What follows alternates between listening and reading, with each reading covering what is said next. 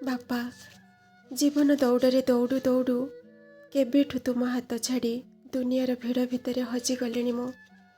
ସେ ବାତ୍ସଲ୍ୟ ମମତା ଭରା ମଧୁର ମୁହୂର୍ତ୍ତ ସବୁ ସ୍ମୃତି ହେଇଗଲାଣି। ଏବେ ସେ ସ୍ୱର୍ଣ୍ଣିମ ଅତୀତର ତମାମ ପୃଷ୍ଠାକୁ ଲେଉଟେଇବା ବେଳେ ଦୁଇ ଆଖି ଛଳ ଛଳ ହୋଇଯାଏ। ତମର ମନେ ଅଛି ନା ବାପା, ସେଦିନ ଠାକୁର ବେଢ଼ା ଏତେ ଭିଡ଼ ଥିଲା ଯେ ମୋ ହାତ ପତେଇ ଖିଚୁଡ଼ି ଭୋଗ ଖାଇପାରିଲେନି। ହେଲେ ତମେ ସେ କଥା କେମିତି ଜାଣିଲ କି ଜାଣି? ମୁଁ ଘରକୁ ଫେରି ଦେଖେ ତ ବୋଉକୁ କହି ହାଣ୍ଡିଏ ଖିଚୁଡ଼ି ଭୋଗ କରିଦେଇଛ। ଆମ ଘରେ ସେ ବଦମାସ ପିଲେଟା ମୋର ସବୁ ଗଣ୍ଡିକୁ ପିଣ୍ଡା ତଳକୁ ଖସାଇ ଧୂଳି ଧୂସରିତ କରିଦେଇଥିଲା। ଆଉ ତମେ ତୁମ ଗାମୁଛାରେ ସେ ଧୂଳିକୁ ଝାଡ଼ୁ ଝାଡ଼ୁ କହୁଥିଲ, ମୋ ଝିଅଟା ଦେଖିଲେ ଭାରି କାନ୍ଦିବ।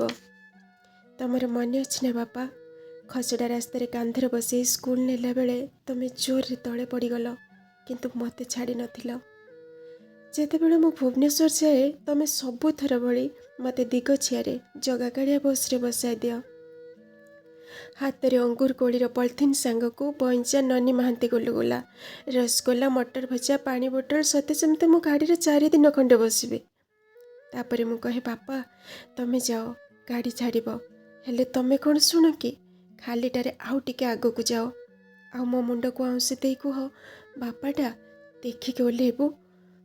ମୋ ବାହାଘର ବେଳେ ମୋ ଶ୍ୱଶୁରଙ୍କ ହାତ ଧରି ବହୁତ କାନ୍ଦିଛ, ଆଉ ମୁଁ ବି ଶାଶୁଘରେ ବହୁତ ଖୁସିରେ ଅଛି। ହେଲେ ବାପା, ତମେ ଆଜି ଦୁନିଆରେ ନାହଁ। ତମେ ଚାଲିଗଲା ପରେ ବୋଉ ବି ନୀରବ ନିସ୍ତେଜ, ଶଯ୍ୟାଶାୟୀ। ପିତୃମାତୃର ସ୍ନେହ ଟିକେ ପାଇବା ପାଇଁ ଆଜି ବି ମୋ ଭିତରେ ମରିନଥିବା ଶୈଶବଟା ନିରୋଳାରେ ଗୁମୁରି ଗୁମୁରି କାନ୍ଦେ ନିରନ୍ତର।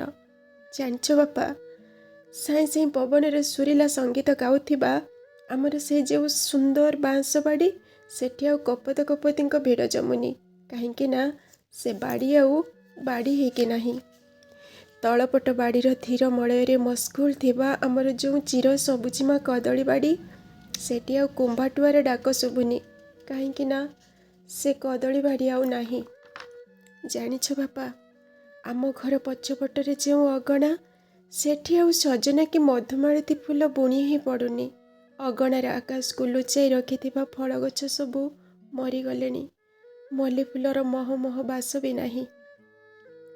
ଅପରାଜିତା ଅଷାଢ଼ୁଆ ଅକାନି ଲତା ଗହଳରେ ଦଣ ଦଳବାଡ଼ି ଆଉ ଲୁଚକାଳି ଖେଳୁନାହାନ୍ତି।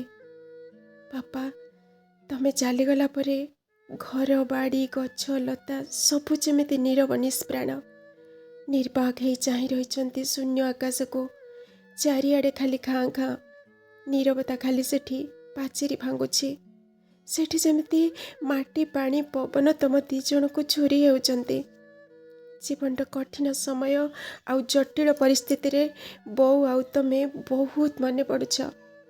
ବାପା, ବେଳେବେଳେ ମୋତେ ଏମିତି କାହିଁକି ଲାଗୁଛି, ଯେମିତି ତମେ ମୋତେ ବୁଝେଇ ସୁଝେଇ କହୁଛ, ଏସବୁ ନିୟତିର ଖେଳ, ବିଧିର ବିଧାନ।